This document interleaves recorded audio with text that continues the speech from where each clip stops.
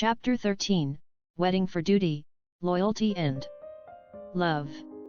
Lord Melbourne's sister, Emily, crossed in a hallway of Dover House with George and George's daughter. The little girl was holding her father's hand, and after affectionately greeting both, as if they were her brother and her niece, Emily continued on her way, while George and Elizabeth entered the room where Lord Melbourne was half-dressed, in shirt sleeves. Lord Melbourne's valet came out looking for something, and they took the opportunity to talk. "Elizabeth, you are very beautiful, you are going to be one of the most beautiful young women in the ceremony," said Lord Melbourne with an affectionate smile talking to the girl. "Thank you, Uncle William. How are you going to go dressed?" Elizabeth asked with some shyness. "With the Windsor uniform," Lord Melbourne answered with little enthusiasm. "Your uncle is not particularly fond of the Windsor uniform, but your future aunt, Queen Victoria, loves that dress and considers your uncle looks very handsome with it, and women always have one's own way, dear daughter," explained George, cheerful and a little mocking. "Then the uncle will look very handsome," the girl replied with enthusiasm and a smile. "You see, George, since childhood, women are always right and support each other. Thank you, dear Elizabeth, although I'm sure no one will notice me because all eyes will be focused on your beloved Victoria," said Lord Melbourne, cheerful. "We already left, to occupy our seats on time.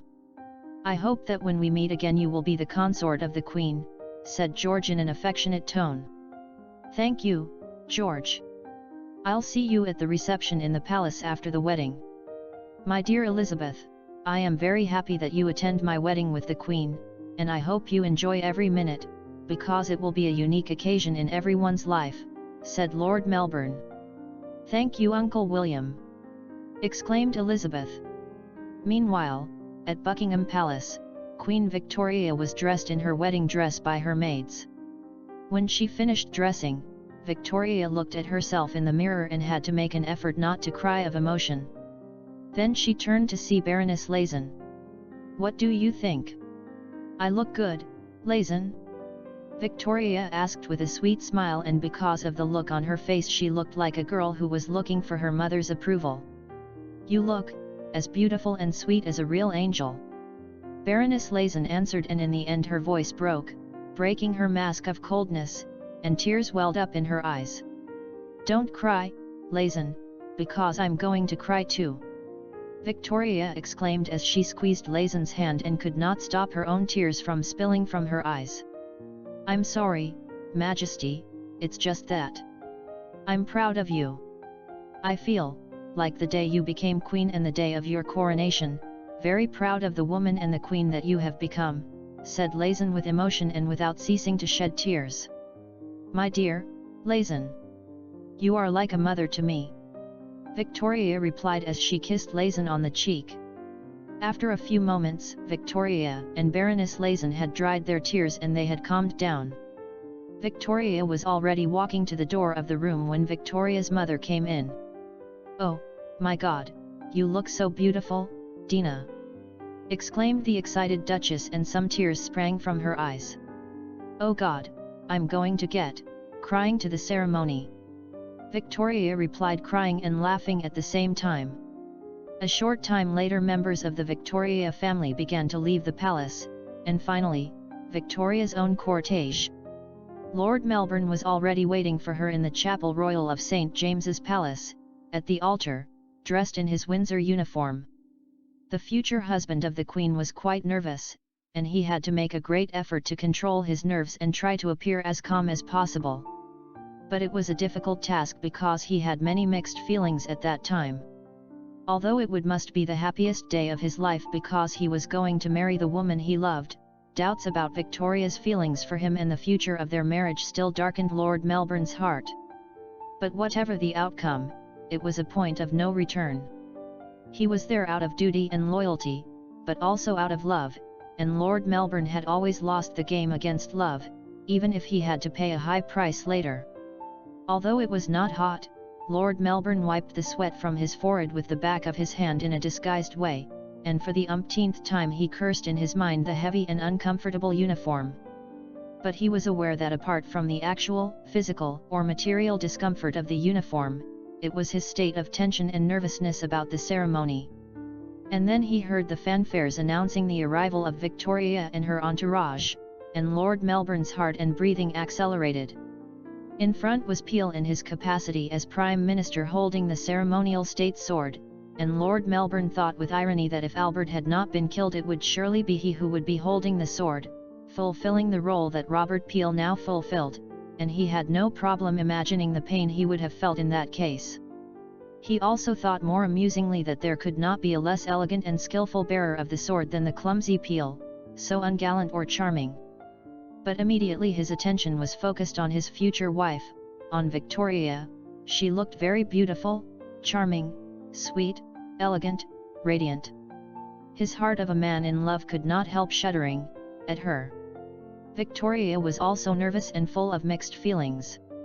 She was afraid that her discomforts caused by the pregnancy would affect her suddenly, and her biggest fear was to vomit in front all those attending the wedding, about her beautiful dress and even at the altar itself, embarrassing Lord Melbourne.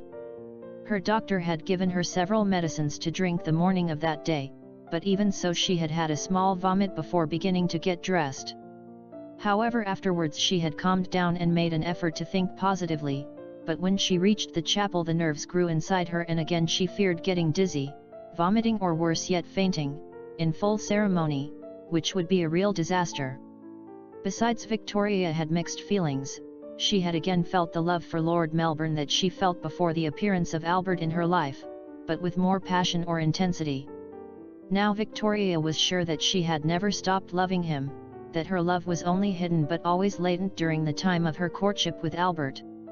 But at the same time she remembered Albert and then felt guilty of having overcome his death so quickly, although it was circumstances that forced her to go so quickly to a wedding with another man. Victoria was not deceiving herself, and she knew that she still felt some love for Albert.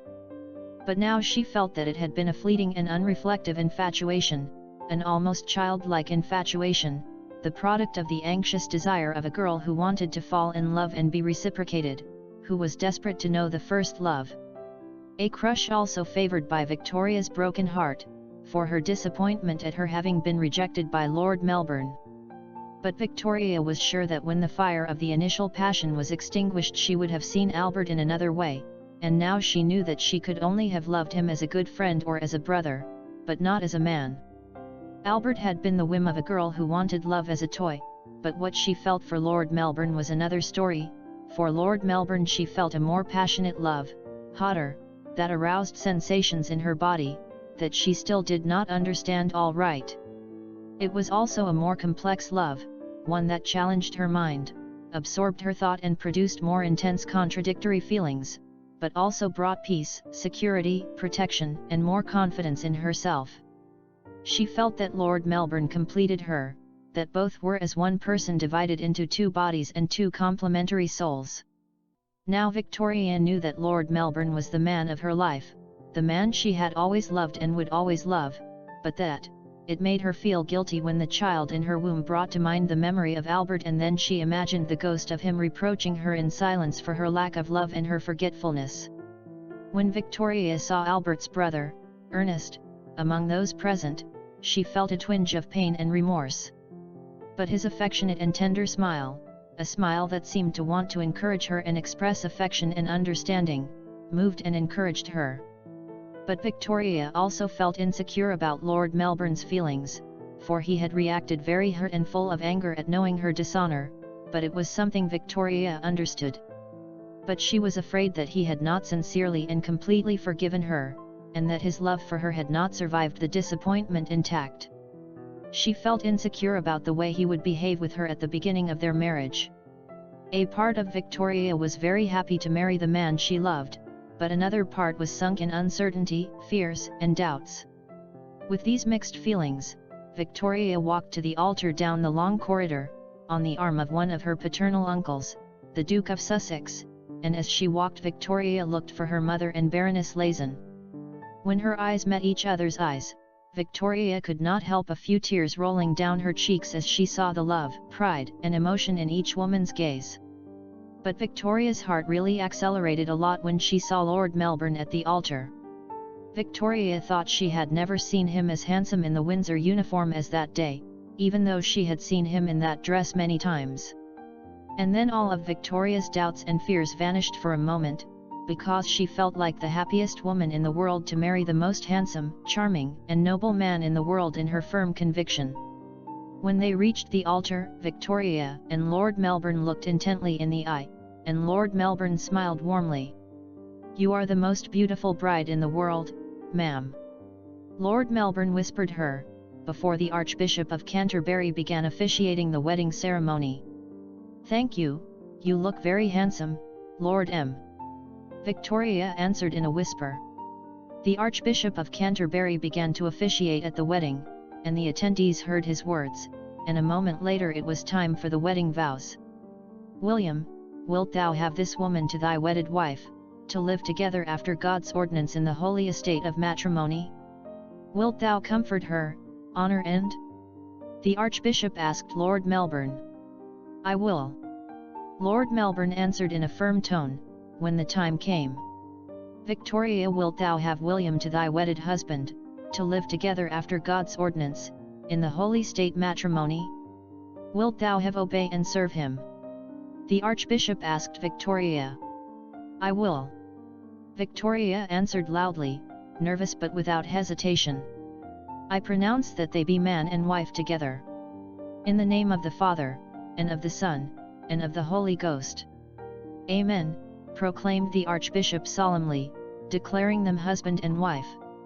Lord Melbourne gave a quick and sweet kiss on Victoria's lips, and then both smiled with a gesture of some relief. Lazan and Victoria's mother dried their tears, while Lord Melbourne offered his arm to Victoria, and when she clung to him, they both started off to get away from the altar. As they walked down the hall to the exit, all the attendants were watching them, including George and his daughter Elizabeth. The little girl had cried of emotion at the beginning of the ceremony, when she saw Victoria walking to the altar on her uncle's arm, since it was the first time she had seen her idol, the Queen, in person. During the ceremony the girl continued crying in silence, drying her tears with her little handkerchief, trying to maintain her composure the way she had been educated. When Victoria and Lord Melbourne walked to the exit, at the end of the ceremony, the girl could not contain the crying of emotion, while her father, George, stroked her head affectionately while he smiled. Outside, on the street, the crowd cheered and Victoria cried again as she waved. When they both climbed into the carriage, Lord Melbourne squeezed Victoria's hand warmly and smiled at her, and she returned him with a charming and sweet smile. Both were held by the hand all the way to Buckingham Palace. The banquet and the sumptuous post-wedding feast were held at the palace. The atmosphere was naturally festive, quite cheerful. Victoria chatted enthusiastically and cheerfully with all the guests, especially Emma, Harriet, and her mother, the Duchess. Lord Melbourne was also very nice, charming, with the guests, and when he saw George arrive, he had left little Elizabeth at his house before going to the palace, he was moved. Lord Melbourne and Victoria danced, and Victoria's face was like the one she had in the coronation ball, enraptured like a girl in love, like the girl in love that night she dreamed of a kiss from Lord Melbourne, and Victoria forgot for a moment that she was pregnant, waiting for a child of Albert. The uncle and cousin of Victoria, Leopold and Ernest, were present at the party, but with very different moods. Leopold seemed a little sad and discouraged, while Ernest, though at times he seemed a bit nostalgic, most of the time looked more or less happy, or at least more animated than his uncle. At one point Lord Melbourne and Ernest retired to a corner to talk with some privacy. Both seemed a little uncomfortable, but soon Ernest broke the ice. "Lord Melbourne, I want to congratulate you. Believe me when I say I'm happy for your wedding with my cousin. I am glad to know that my cousin Victoria will be happy in her marriage, because she has already suffered enough and deserves to be happy with the man she loves, because I am sure that she loves you, and I know that you correspond to her, that also you loves her and will take care of her," Ernest said with sincerity, emotion, and almost solemnity. "Thank you very much, Your Highness," it is a gesture that honors you, and believe me, it moves me." "I know how difficult this must be for you," replied Lord Melbourne, moved, with sincerity. "Yes, it is. I will not lie to you, naturally I would like my brother was alive and that it was he who was celebrating his wedding with Victoria," Ernest said, and his voice broke, his eyes got wet and he had to do an effort not to cry, bowing his head, before which Lord Melbourne was moved by remembering the death of his son and his own older brother, but Ernest managed to calm down. "But life must continue. I confess that I had my doubts about the wedding of Albert and Victoria. My brother and my cousin loved each other, without a doubt, but I think they were not made for each other. Albert was cold, rigid, cerebral, and controlling, and on the contrary Victoria is all passion, feelings, intuition, and impetus. I think their personalities would have collided. Besides, since we arrived in England after Victoria climbed to the throne, I realized that she felt something very special for you. Well, in spite of how painful it has been for my father and me, perhaps it was destiny, that it was putting things in their place," Ernest added with a sad smile. "And your father? How is he?" Lord Melbourne asked affectionately. "Bad, frankly bad. Albert's death has been a very hard blow for my father, naturally. Not only because it is hard for any father to lose a child, but because with Albert died the hopes and dreams of greatness of my father, to see his house in high. I fear that my father will not be late in meeting with Albert and I will have to assume the responsibilities of Duke of Saxe-Coburg and Gotha before what I would have wanted," Ernest answered, depressed and with some anguish. "I'm sorry to hear it," Lord Melbourne replied with regret. "Maybe I should not have been absent at this time in Coburg, but my absence could be misinterpreted.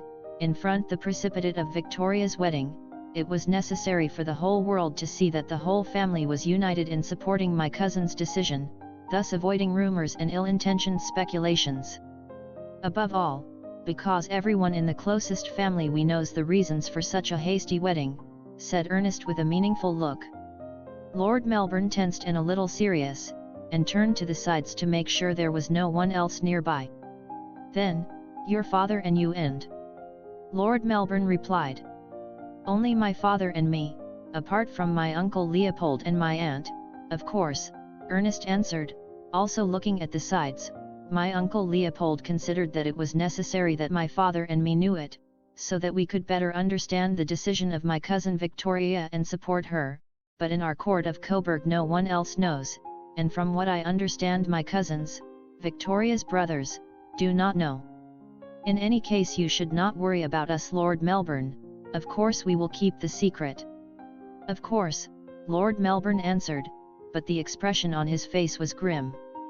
"Lord Melbourne, as far as I'm concerned, my brother Albert never had children. As far as I'm concerned, all the children that God can give my cousin Victoria are yours. On the other hand, I beg you not to judge harshly my family, especially my uncle Leopold, although I am aware that he makes it very difficult for you," Ernest said and smiled wryly, while Lord Melbourne did too. "My uncle Leopold, my father, and my aunt Victoire were poor princes, the poor relatives of the European royalty, the children of the monarch of a small and insignificant principality. They grew up with the ambition to ascend and peak, to reach the top of the European royalty and be much more important what they should have been by birth. They sacrificed a lot and suffered a lot to get here, for the dream of seeing the House Saxe-Coburg and Gotha as the most powerful in Europe, their dream was half fulfilled with Victoria, but sank with—" Ernest felt like crying again and he swallowed thick, "the disappearance of Albert. But fortunately at least Victoria and me have another way of thinking, different from the previous generation.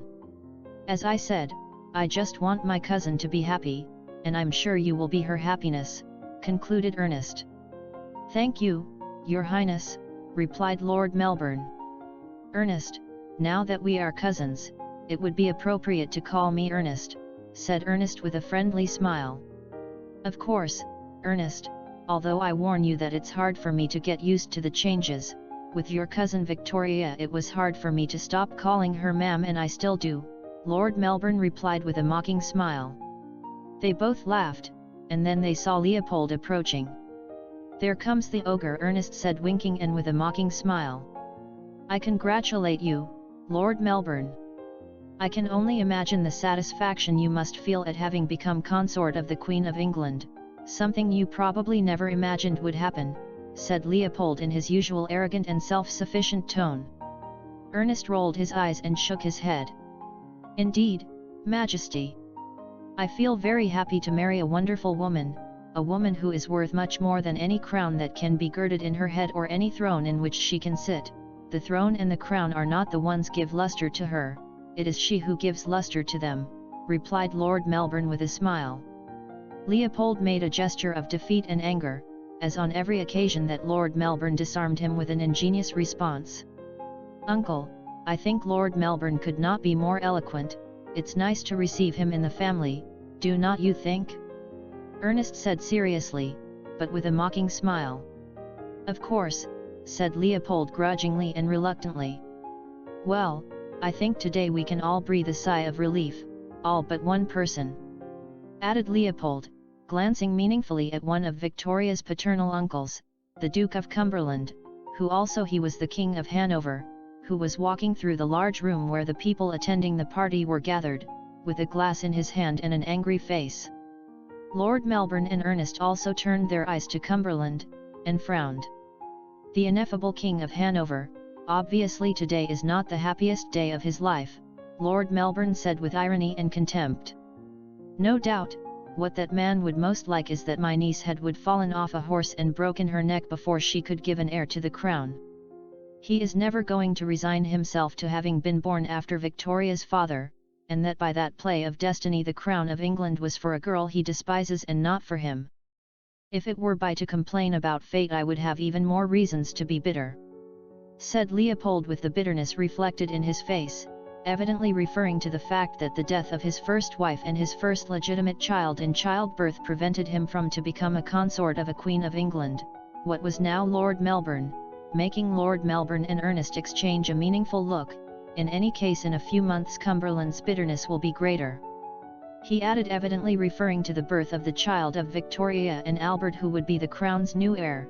"But what annoys me, what worries me, is that out of spite, he is dedicated to dirtying my niece." "What do you mean, Majesty?" Lord Melbourne asked very seriously.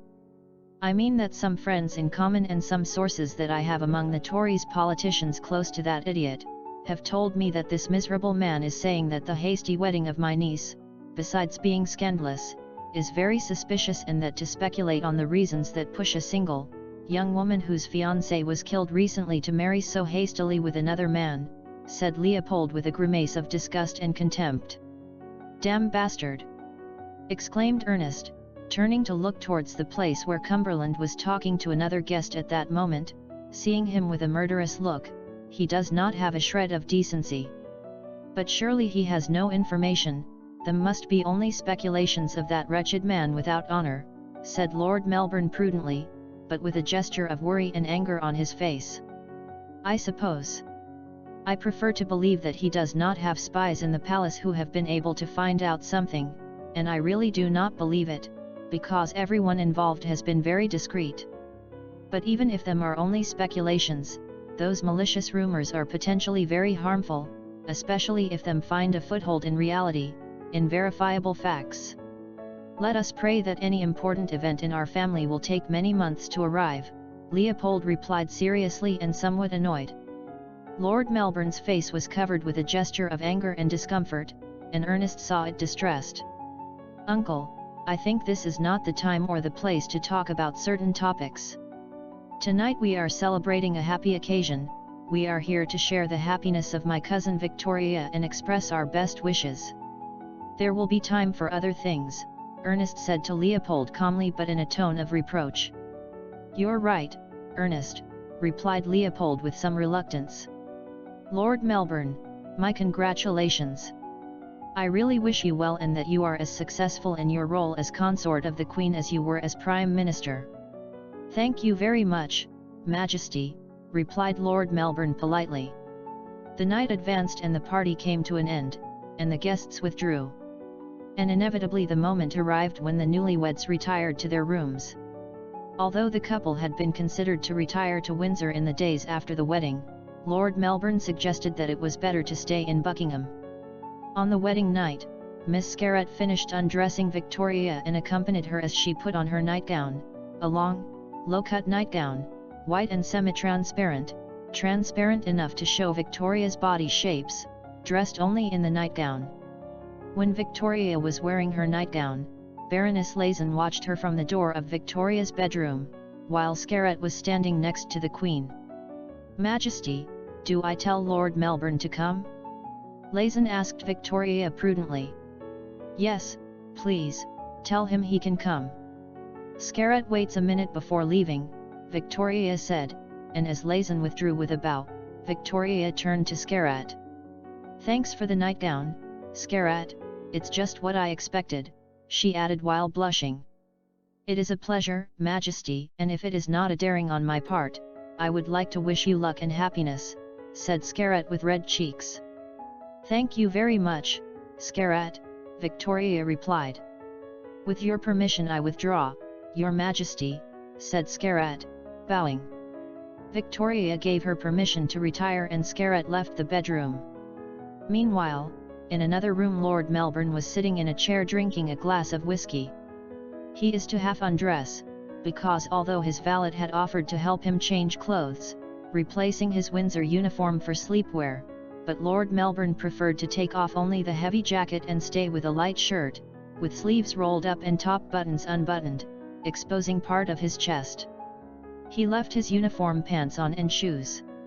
He was tense and nervous, a little uncomfortable, and he kept remembering the conversation he had had with Leopold at the party, which in turn brought to mind the fact that Victoria was pregnant, with an Albert's child. As he drank, the images that had tormented him so much when he learned that Victoria was pregnant began to come back to his mind, images of Victoria naked having sex with Albert, and he also remembered the anecdote of the drunken man who was lamenting having seen the woman he loved having sex with another man, the anecdote he had reminded his friend George days ago. Lord Melbourne was becoming increasingly nervous and uncomfortable as he drank, and at one point he thought that on that wedding night in which there was no virgin to deflorate, the one who was nervous as a virgin about to be deflorated was him, which caused him an access of bitter and ironic laughter. But then he got serious and thought that he would love to be very far away from that moment, that he would like to be in Brocket Hall, in Dover House or in the house of his friend George. And at that moment they knocked on the door. "Come in," Lord Melbourne said and stood up, leaving his umpteenth drink of whiskey half finished. Baroness Lazen entered and was a little surprised to see him to half undress. "Lord Melbourne, Your Majesty is ready to," Baroness Lazen said with awkwardness and shame, and stopped, blushing, as always when someone talked about something even remotely related to sex. "She is prepared, and you can meeting her, in her bedroom, when you want." "I see," Lord Melbourne answered nervously and absently. Baroness Lazen saw Lord Melbourne, and noticed that his face was a little broken, that seemed disturbed. "Lord Melbourne, do you feel good?" Lazen asked with sincere concern. "Yeah, of course, well, I know the way, when I showed the palace to Her Majesty when she moved here, and Victoria's maid, Miss Scarratt, along with one of the servants reminded me of the path when they brought me to this room." "I'll be in a couple of minutes, thank you very much, Baroness," said Lord Melbourne kindly, but a little nervous. "You're welcome, Lord Melbourne," Lazen replied and turned to leave, but then stopped and turned to see Lord Melbourne. "Lord Melbourne, may sound silly and presumptuous of me, even daring, but for me Her Majesty is as if she were my daughter and I think she sees me a bit like her mother, which of course honors me. That's why I feel very grateful to you, and I feel happy, because I know, which for my Dina today is the day happiest of her life, and I'm sure you'll take care of her." "Thank you, Lord Melbourne," Lazen said excited, but trying to sound as calm as possible. "Thank you, Baroness, your words are important to me, believe me," replied Lord Melbourne. The Baroness withdrew, and Lord Melbourne stood alone for a few moments, sipping 2 shots of whiskey, then wrung his hands and ran a hand through his hair. He took a deep breath and then left the room to go to Victoria's bedroom. Meanwhile, in her bedroom Victoria walked from side to side, dressed only in her nightgown and barefoot. Then she sat on the bed, but a moment later she heard the door open, and she jumped up, and saw Lord Melbourne enter the bedroom and close the door. Lord Melbourne was impressed to see her in a nightgown and could not help but feel a little excited to find out perfectly her body under the garment. She blushed and smiled shyly when she noticed how he saw her. They both remained silent for a moment. "You have not changed," Victoria said happily and charmingly. "Yes, well, I was so stunned and exhausted that I could not undress. The Windsor uniform is strenuous, hot, and annoying," answered Lord Melbourne laughing a little. "I'm sorry, I should not have insisted that you wear it," Victoria replied with a nervous giggle, and Lord Melbourne responded with laughter, and then the nervous silence between them was again made. "Do you want a bit of Porto?" she added as she went to the bottle that was next to a couple of glasses on a small table. "No, quiet, Victoria. I've already drunk a lot at the party and while waiting to come here, in the room where I was placed. In fact, I think I drank almost a bottle of whiskey by myself, because of nerves," said Lord Melbourne friendly and with a smile. "You are nervous too?" Victoria asked a little anxiously. "Yes, of course, it has been a day of intense emotions." "I must say that you have been magnificent, Victoria, and very beautiful," said Lord Melbourne. "You mean it, Lord M?" Victoria replied, getting close to him, facing him. "Of course, ma'am. You're as beautiful as an angel, and today you've been like a heavenly vision," said Lord Melbourne, looking into her eyes. "You look splendid too, you're so handsome, Lord M," said Victoria, closing the distance between their bodies, and she was already scheming Lord Melbourne. Lord Melbourne felt his heart speed up and remembered the scene they both lived in the corridor on the night of the coronation ball. The gesture of the face and the brightness of Victoria's eyes were the same as those she had at that moment, when drunk by the champagne and her excited by the proximity of both during the dance. She came dangerously close to him and she looked forward that he would kiss her, and God knew that on that occasion he wanted to kiss her, that he wanted to taste the taste of her lips, that he wanted to hold her and caress her, and even go further, but his sense of duty, that damn sense of duty, had held him back. But now she was his wife before God, the law of men and country, and nothing prevented him from taking her, possessing her body. And he knew that she wanted him, he saw it clearly in her eyes and in her face, in the way her body trembled, in how she approached him despite her nerves, in how her breasts rose and then came down, betraying that her breathing had accelerated. And indeed Victoria wished that he would hug her and kiss her, that he would make love to her. She was excited.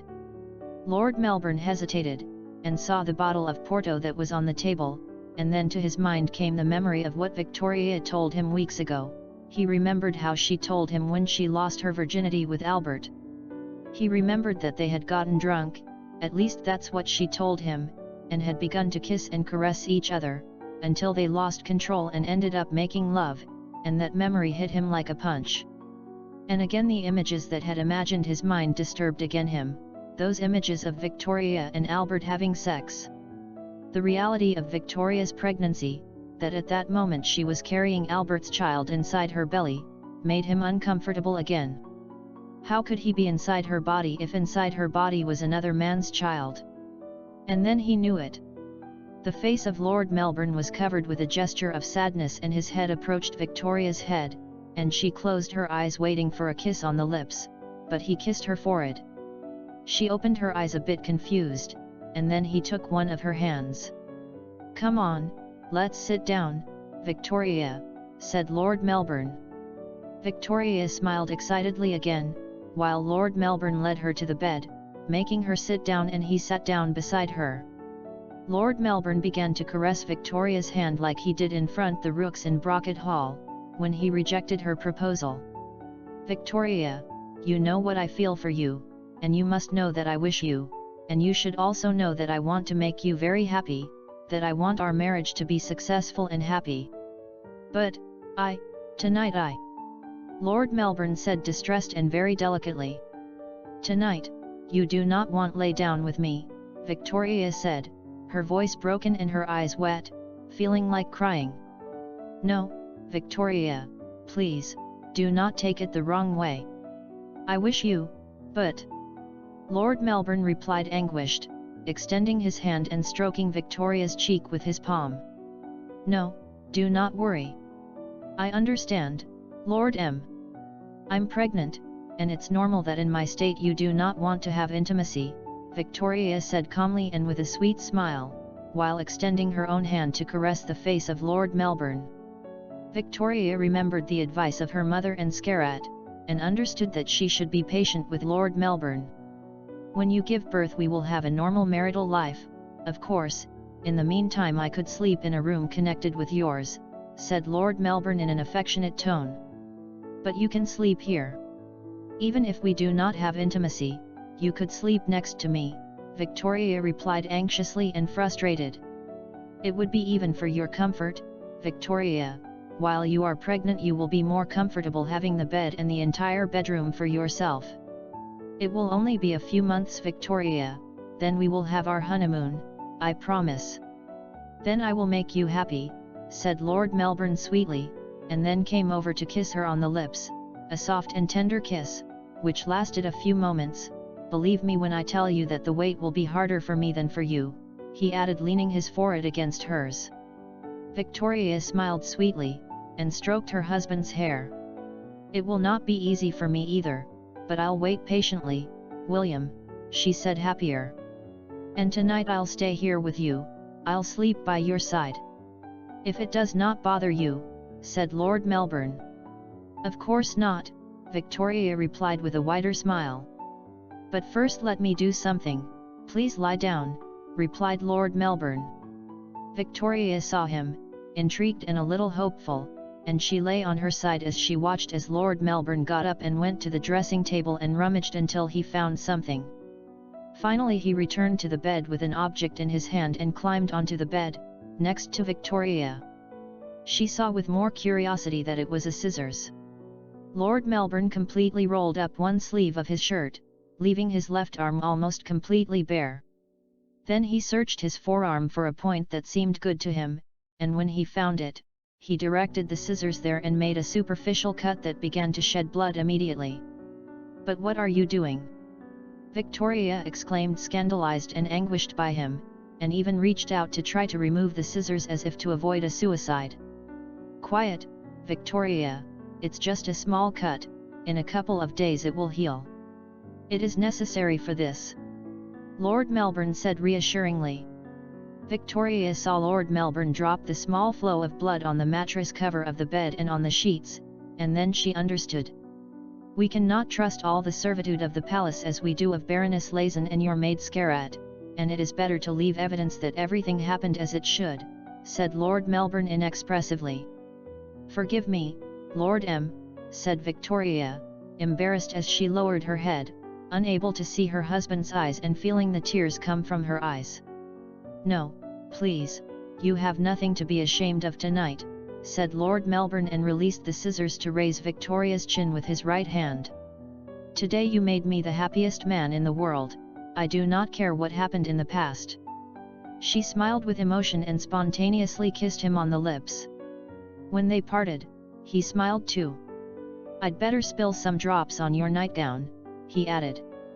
After leaving enough evidence that Victoria's virginity had been broken that night, Lord Melbourne took out a handkerchief and knotted it around the small wound. "You should have let me do it," Victoria protested, still embarrassed. "No, you are pregnant, besides a cut would be harder to hide it, in you than in me, remember that I always use long shirts, and jackets. Besides, this is nothing compared to what the idiot George did to me the moment he nailed me a bayonet," answered Lord Melbourne. "He stuck you a bayonet?" Victoria exclaimed, surprised. "Yes, but of course it was by accident, because of his stupid clumsiness. It was when we both served in the Hertfordshire Volunteer Infantry, and it was during a routine practice. Our senior officer told us. Lord Melbourne told Victoria the story of how George wounded him during a combat rehearsal, while she listened with interest and fun at the end, when they both laughed. That anecdote followed many others that Lord Melbourne told her throughout the night, and Victoria also told him many anecdotes of her own life before she met him, from her childhood and adolescence in Kensington. The two talked, laughed, and were moved for hours, until the dream overcame Victoria and fell asleep with her head on the chest of Lord Melbourne, who watched him dazzled for a while before falling asleep too. After a few hours the discreet call of Lazon woke them up, and Lord Melbourne kindly greeted Victoria before retiring to his own private room to change. Lazon and Scarrett picked up the sheets and the cover of the bed and were surprised by the bloodstains that were also in Victoria's nightgown, but she explained what Lord Melbourne had done. The two women did not comment on anything out of discretion, but both were somewhat moved by the gesture of Lord Melbourne, especially Lazon thanking the man who protected her girl. Scarrett intentionally brought the garments to the palace washerwomen almost ostentatiously, and when the two young women saw the garments exchanged mischievous glances and began to laugh until they froze in fear as Lazon appeared behind Scarrett. The women took the garments and dipped them in clean water, that it dyed of reddish spots, before they began to throw soap. Lazon and Scarrett withdrew and left the washerwomen alone. When they were far enough away, Lazon turned to look at Scarrett. "I know them well, they are gossips and they also love the lascivious details. Today the whole palace and tomorrow all London will know that the Queen was a virgin until last night," said Scarrett in a firm and sure tone.